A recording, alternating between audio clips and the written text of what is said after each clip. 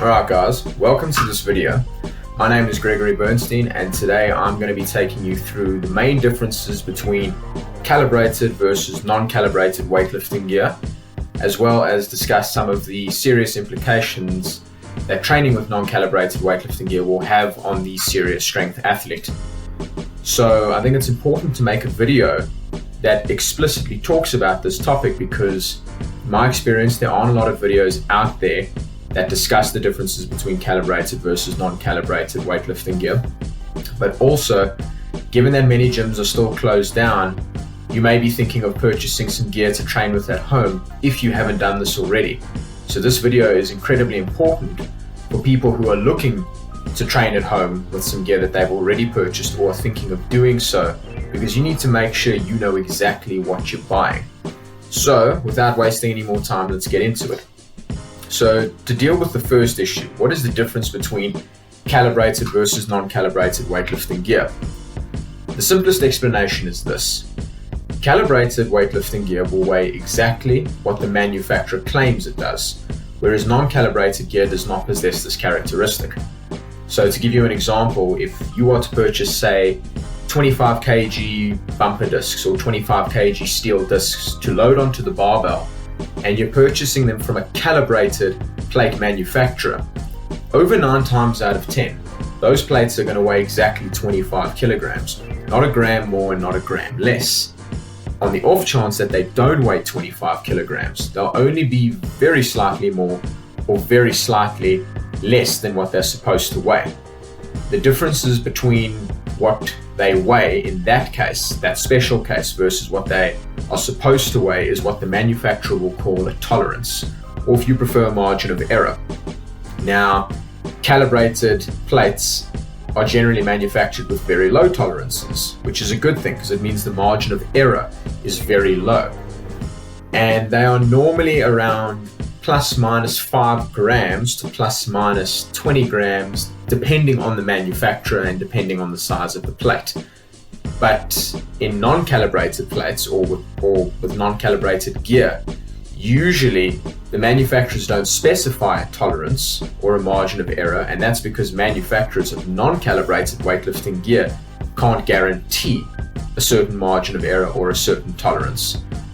And the end result for the end consumer, such as yourself or myself, the people who make use of this training gear, is that you're going to end up purchasing gear, whether it's a barbell, a dumbbell, or various plates. You're going to purchase gear that could weigh quite a lot more or quite a lot less than what the manufacturer claims. That is quite a lot more, quite a lot less than it's supposed to. And there can be some serious implications for the serious strength athlete who wants to train but is making use of non-calibrated weightlifting gear and they aren't aware of that fact. In my case, for example, up until maybe about a year and a half to maybe 2 years ago, I didn't know the difference between calibrated versus non-calibrated weightlifting gear. And I've been a weightlifter for 6 years. I thought the only difference between the most expensive gear from the likes of Eleiko or Worksan or Rogue versus the non-calibrated stuff we get locally in South Africa, I thought the main difference was just the build quality. That is, locally produced plates would be less durable, which means they'd break more quickly, or they'd start to bulge, or whatever the case is, they would become damaged a lot more quickly than those higher caliber plates. To talk about some of the serious implications that the use of non-calibrated weightlifting gear will have on the strength athlete, I'll be talking about some objective points as well as talk about some subjective points, that is, some points from my own experience. Now, the most obvious consequence for the serious strength athlete who uses non-calibrated plates very frequently or non-calibrated weightlifting gear is that whatever you think your personal records are, that is your PRs or your PBs or your 1 rep maxes, however you call it, if you established your personal bests with non-calibrated weightlifting gear, there's a very good chance that you are overestimating your 1 rep maxes or your personal bests, because most of the time non-calibrated weightlifting gear is going to be lighter than it's supposed to be. So to give you an example from my experience, I've purchased 3 sets of bumper discs from 3 different popular manufacturers here in South Africa. And over 90% of my discs are underweight. And they are underweight from anywhere between 100 grams per plate to 1.5 kilograms underweight per plate. And when you load up a barbell with multiple discs on either side, you could be losing multiple kilos on what you think you're supposed to be lifting. So to give you an example, again from my experience, what I thought was my personal best snatch of 118 kilos, when I reweighed the plates, it actually ended up being 112.5. And what I thought was my best clean and jerk of 150 turned out to be 145.5. And I should state that my barbell weighed exactly 20 kilograms. So that means all of the error that I accumulated from loading discs on either side of the barbell came from the discs only. So again, the major consequence is that you are overestimating your 1 repetition maxes because the weights are usually going to be lighter than what you think they are. And that's because non-calibrated weightlifting gear is normally lighter than what it's supposed to be. Excuse me. Now, the second issue with the frequent use of non-calibrated weightlifting gear concerns competition. If you're an athlete who makes frequent use of non-calibrated weightlifting gear in your training and you go to compete, whether it's in a powerlifting or a weightlifting or a strongman competition, you're going to be at a disadvantage because you are accustomed to training with lighter weights in training. And that is because all of the equipment, all of the gear and everything that they use in the competitions for weightlifting, powerlifting and strongman are calibrated. That is, they weigh exactly what they're supposed to. So if you're used to lifting, say 130 kilograms in the clean and jerk in training, when you come and attempt that in competition, it's going to feel a lot heavier in competition. And the reason it's going to feel heavier is because it actually is. And that is because the 130 kilograms you think you're lifting in training is probably somewhere between maybe 125 to 128 kilograms, depending on how underweight all of your discs or how underweight your barbell is. And when you come to competition and the weights are feeling heavier, that can really negatively affect your confidence on the platform, because it will make you potentially start doubting yourself because the weights are so much heavier than you think they're supposed to be, or rather they feel so much heavier than you think they're supposed to be. But it can also hurt your competition performance because all of your warm-ups are usually going to be done with calibrated gear in the warm-up room or in the warm-up area anyway. So now all your warm-ups are going to feel heavier, so that by the time you actually get to taking your attempts on the competition stage, you could potentially feel very tired because you're training so much harder in the warm-up area than you think you should be. Because again, the weights in the warm-up area are also calibrated. They will be heavier than what you are used to using as an athlete in your own training when you make frequent use of non-calibrated weightlifting gear. And the final issue regarding the frequent use of non-calibrated weightlifting gear concerns programming. That is, you're a strength athlete and you are supposed to follow a program for a given number of weeks, all in the hopes that you can establish new 1 repetition maxes in the prescribed disciplines. What you need to understand is that pretty much all strength and conditioning programs for powerlifting, weightlifting, and strongman will all require your current 1 repetition maximum as an input into the program, so that, whether you're using an online template or whether you give those 1 repetition maxes to your coach, the online template or the coach will then take the 1 repetition max and derive all of the sets and all of the reps you're supposed to do in the various disciplines over the coming weeks.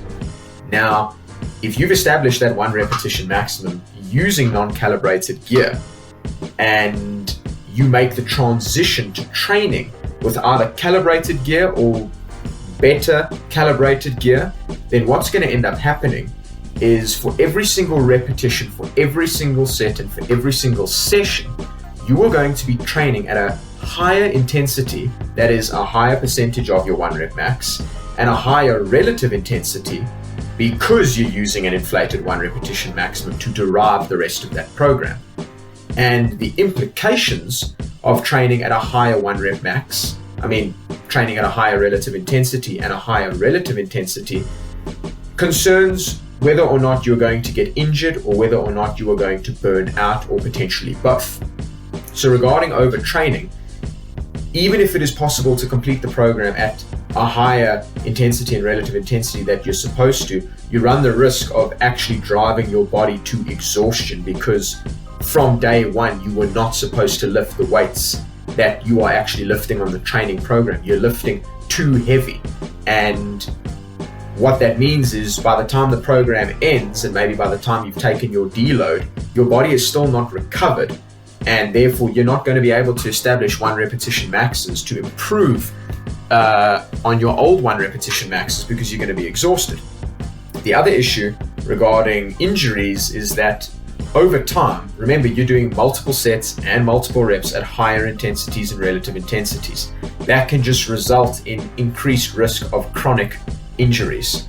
That is overuse injuries, because your ligaments and tendons are just being loaded way too much. They can't adapt to the load, and you end up damaging yourself. Even if it's not your ligaments and tendons, it could just be the muscles themselves that are just unable to adapt to lifting at a much higher load than they are prepared for. And that can cause injuries over time.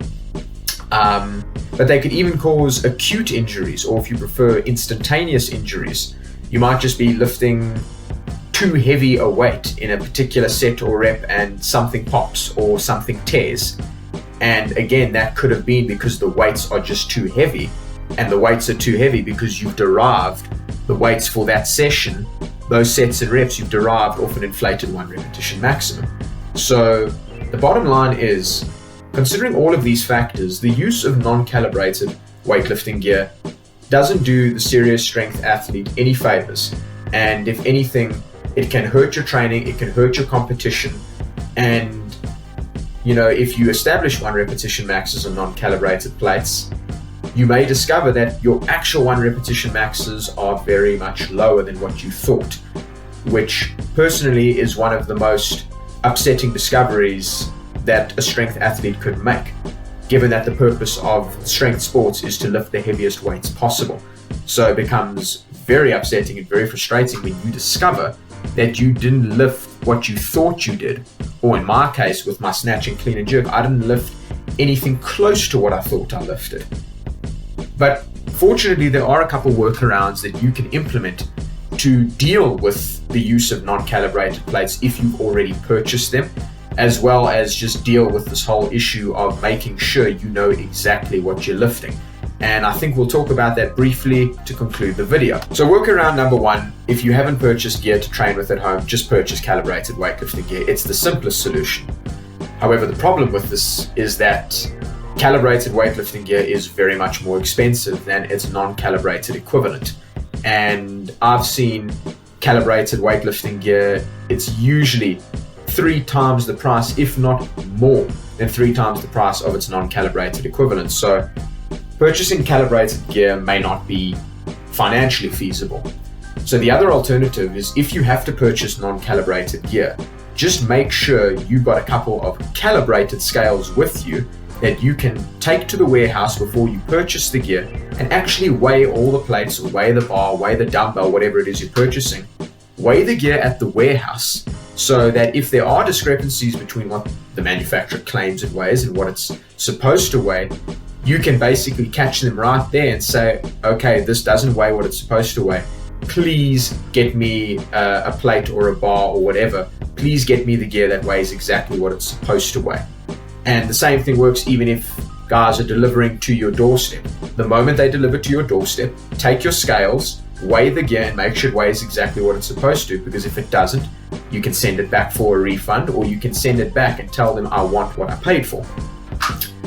But if you have already purchased non-calibrated weightlifting gear and perhaps your warranty has expired, so you are unable to return it, and of course this is after you have discovered that it doesn't weigh what it's supposed to, what you can do, in my case, because most of the weights that I've got are lighter than what they're supposed to be, what you can do is weigh all of your discs, mark exactly what they weigh, and then you can take little fractional steel plates and you can just load them onto your barbell from the very first warm-up set. That is, from taking an empty barbell, go put a couple of incremental discs on just to make sure that by the time you've loaded up to your work set, even though you're going to be lifting with non-calibrated plates, the little fractionals serve to cover the deficit of the weight that you're losing from loading multiple non-calibrated plates onto the bar. So for example, if you look at my training videos on Instagram, I load the little 0.5 kg increments on the inside of my barbell and load all the bigger discs on the outside. And I load plastic clamps on either side, which each weigh 200 grams. So that nets me a total additional weight of 1.4 kilograms. And I've worked out with the plates that I'm currently using now, that even if I were to load 4 or 5 discs on either side of the bar, the total error, that is how much the bar is going to be underweight, is going to be less than 1.4 kilograms. So that means I've covered my bases. I mean, depending on which discs I use, if I'm supposed to say squat 180, I might end up squatting 180.3 or 180.4. But the bottom line is I'm squatting just over 180, and I would rather lift a little bit more than I'm supposed to. Even though it's a very small amount, it's only, we're talking about I'll be lifting 0.5 kilogram more than I'm supposed to, which isn't that big of a deal. I'd rather lift that little bit more as opposed to potentially lifting 3 or 4 kilos less. Especially when it comes to establishing personal best attempts. You know, you want to make sure that you're lifting what you claim you can lift. So by putting on the little fractionals on the inside, you make sure you've got that covered. And I think that pretty much covers everything we actually have to talk about in this video. I hope you guys found this video informative. And if you got a buddy who doesn't know the differences between calibrated versus non-calibrated weightlifting gear, please share this video with them. And also, if you haven't given our gym, The Bar Strength, a follow on Instagram, please give us a follow. You can find us on @TheBarStrength. That is our Instagram handle. And we also have a YouTube channel. You can just type in The Bar Strength on YouTube. Please give us a subscribe. And again, if you know someone who you think should have a look at this video so that they know the differences between calibrated and non-calibrated gear, please share this with them. But until then, thank you so much for watching. I hope you guys enjoyed this video. And if there are other topics that you might want us to talk about in the future, please leave a comment or send us a direct message and let us know what you would like us to talk about, and we would happily put a video together for you guys. But until then, stay safe, keep lifting heavy, and we'll see you in the next video. Take it easy.